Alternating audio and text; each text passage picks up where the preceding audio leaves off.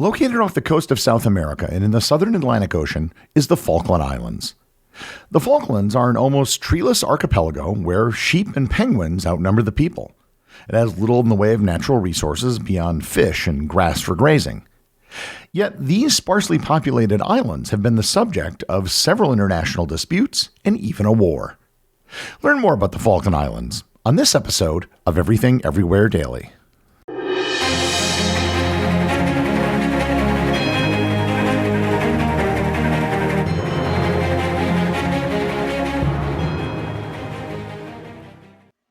This episode is sponsored by Quince.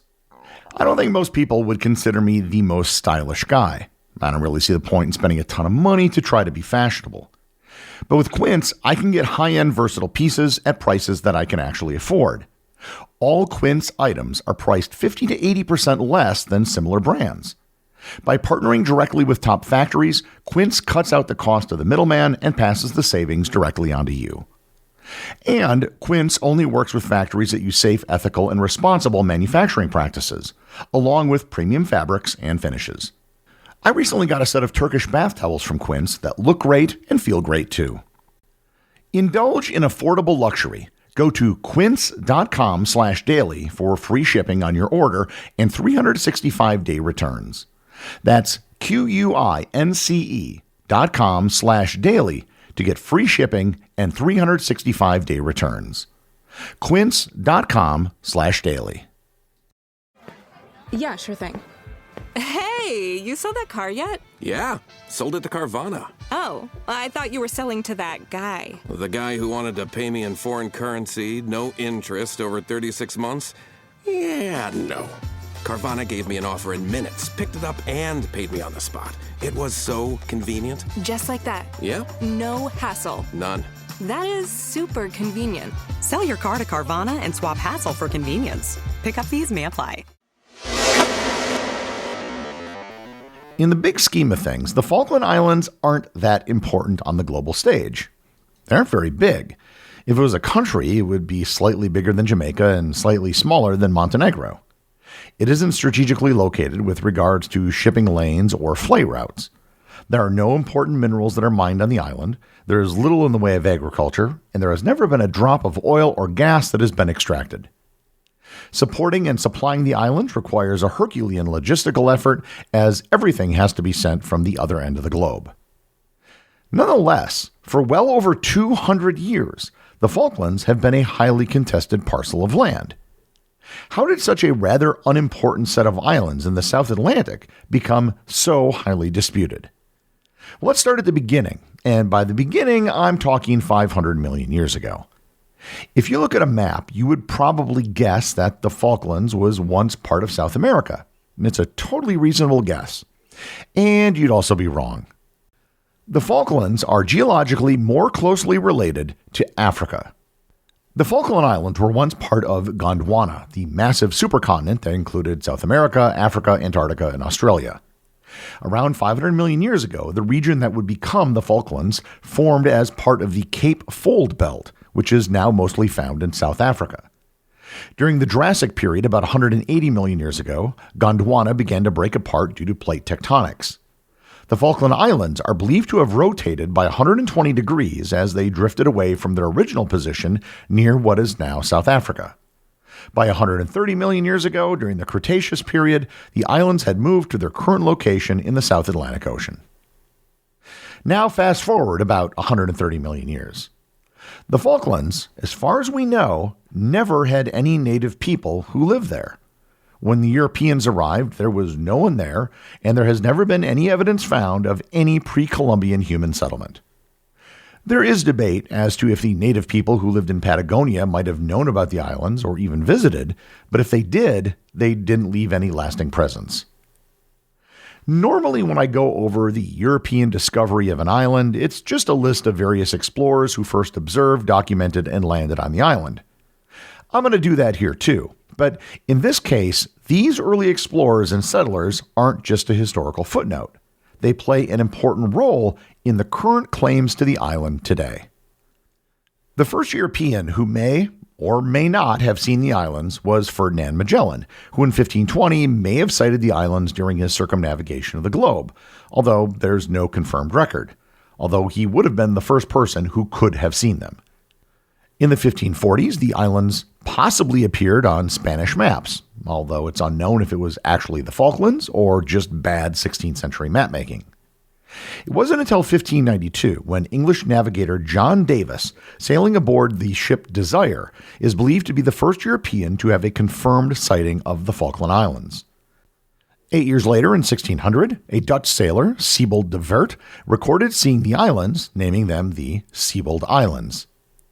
90 years later, in 1690, British Captain John Strong landed on the islands and named the main waterway Falkland Sound, after a Scottish noble, Anthony Carey, the 5th Viscount Falkland. The title comes from the royal borough of Falkland in Fife, Scotland. Still, nothing was done with the island for decades.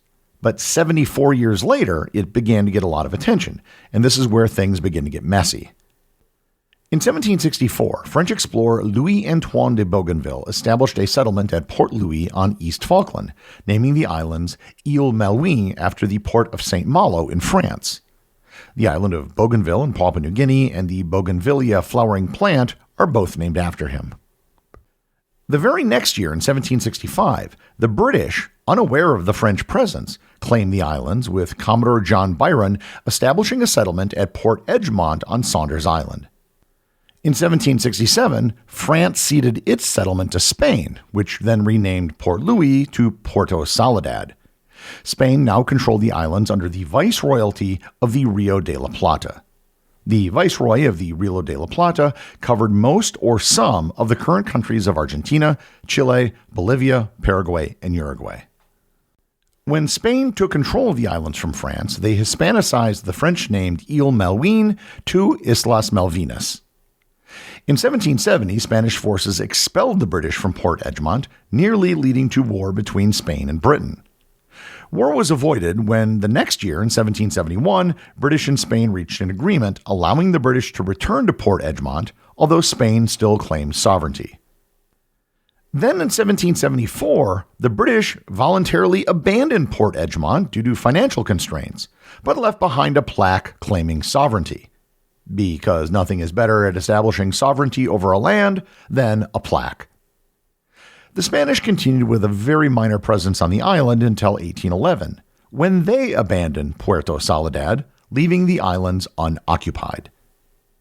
So for those of you keeping score, that is 3 different countries that claim sovereignty over the islands, all 3 of which eventually abandoned the islands. In 1816, a new player entered the story.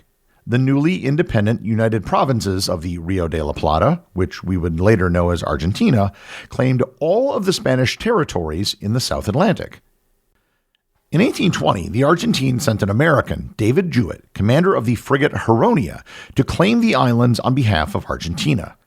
Upon arrival, he raised the Argentine flag and formally declared sovereignty over the Falklands on November 6, 1820. His proclamation was publicized internationally, including in British newspapers, making it the first official Argentine claim to the islands. However, Jewett's authority was very weak. He faced starvation, mutiny, and desertion, and his control over the islands was very short-lived. In 1828, Argentina granted a settlement contract to Louis Vernet, who tried to establish a colony. Then 3 years later, Vernet clashed with American sealers, leading the U.S. warship Lexington to destroy Puerto Soledad. Argentina retained a small defense force and some civilians on the islands for a few more years. However, the British never renounced their previous claim to the islands. In 1833, Britain returned to reassert its claim, expelling the Argentine garrison but allowing the civilians to remain. All of these 19th century disputes are the basis of the disputes over the Falkland Islands today. In 1840, the British finally got serious about the islands and officially made the Falklands a crown colony. Also, soon after, almost all of the civilians on the island moved to the settlement of Port Jackson, which was then renamed Port Stanley. In 1859, the 2 countries signed the Convention between Great Britain and the Argentine Confederation for the settlement of existing differences and the reestablishment of friendship. While Argentina never formally gave up its claim to the islands, their claim became dormant for the next 100 years. Over the next century, the islands had a minor role in the various British wars, and the population of the islands grew very slowly. The Argentine claims to the islands resurfaced in the 1950s under the Argentine president Juan Perón. Perón used the claims to the Islas Malvinas as a way to rally the country. In the 1960s, the United Nations passed a resolution calling for decolonization, and the Argentines thought that this would help their claim. Except in the case of the Falklands, there never was a colonized people, as nobody originally lived there. In 1965, the United Nations passed Resolution 2065, which called for Britain and Argentina to negotiate. Formal discussions between British and Argentine diplomats began in 1966. Argentina pressed for full sovereignty, offering the Falkland Islanders special status and protections. The UK considered a possible transfer of sovereignty, provided that the islanders' rights and way of life were protected. By 1968, British officials drafted a memorandum of understanding with Argentina for the return of the islands. The UK secretly considered a gradual handover, but insisted on ensuring the islanders' approval. Approval from the islanders, however, became a sticking point. Strong opposition from the Falkland Islanders, who wished to remain British, as well as resistance from the British Parliament, led to the failure of the proposal. The islanders, although few in number, were extremely tied to their British identity and didn't want to lose it. While the transfer of sovereignty was put on hold in 1971, the two countries signed a communications agreement which allowed for cooperation between the countries.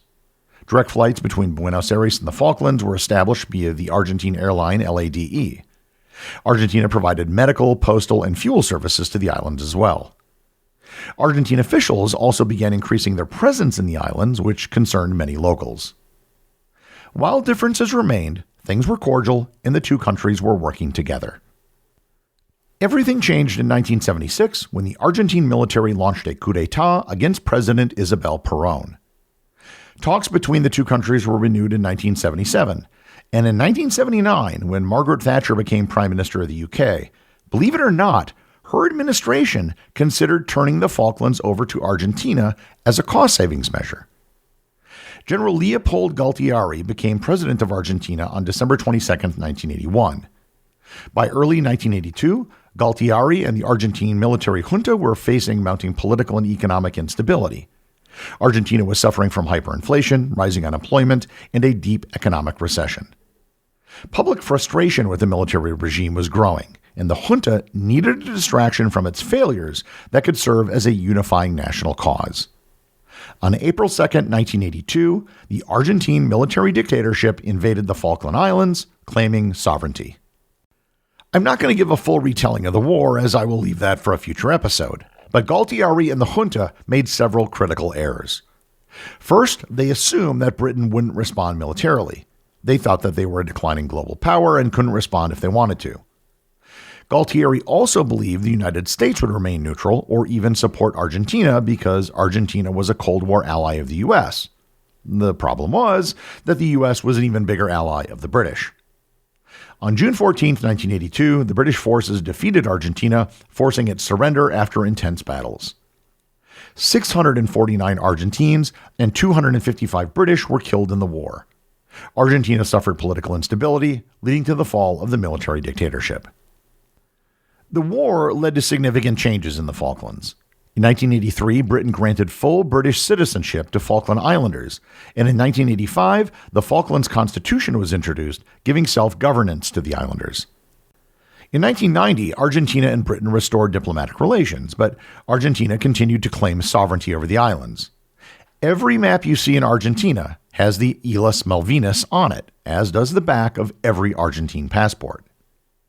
In 2013, a referendum took place in the Falklands where 99.8% of the islanders voted to remain a British overseas territory. The vote was 1,513 to 3. The economy of the Falklands remains pretty limited. It's mostly wool production, fishing, and tourism. However, in the 2010s, oil exploration around the island discovered significant oil reserves offshore. The Sea Lion oil fields in the North Falklands Basin has an estimated 500 million barrels of recoverable oil, but commercial production has yet to begin. The potential for oil revenue has made the dispute between the UK and Argentina all the more pressing. The British still have a military base, RAF Mount Pleasant, which protects the islands and has between 1,000 to 2,000 personnel on the base. I had the pleasure of visiting the Falkland Islands in 2012 as part of a trip to South Georgia and Antarctica. It's a place unlike any other, given how remote and sparsely populated it is. Visiting there is not easy, simply because there are no flights from Argentina. You have to either fly from Chile or via a special Royal Air Force flight. On the Falklands, you'll find one of the biggest collections of penguins and seabirds in the world, along with sea mammals such as seals. The Falklands are a very unusual place.